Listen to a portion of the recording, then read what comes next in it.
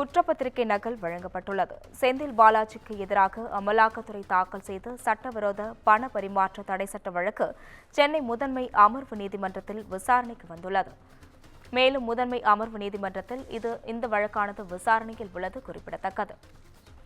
இதுகுறித்த கூடுதல் விவரங்களை வழங்குவதற்காக செய்தியாளர் சுப்பிரமணியன் இணைப்பில் உள்ளார். வணக்கம் சுப்பிரமணியன், விவரங்களை பகிரலாம்.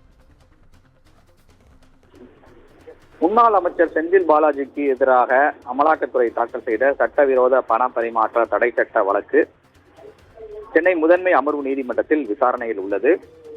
இந்த வழக்கில் முன்னாள் அமைச்சர் செந்தில் பாலாஜிக்கு எதிராக கடந்த ஆண்டு அமலாக்கத்துறை குற்றப்பத்திரிகை தாக்கல் செய்திருந்த நிலையில் கடந்த ஜனவரி மாதம் கூடுதல் குற்றப்பத்திரிகை தாக்கல் செய்யப்பட்டது. அதில் முன்னாள் அமைச்சர் செந்தில் பாலாஜி மற்றும் அவரது சகோதரர் அசோக் குமார், செந்தில் பாலாஜியுடைய முன்னாள் உதவியாளர் டி சண்முகம் உள்ளிட்ட 13 பேர் மீது குற்றம் சாட்டப்பட்டது.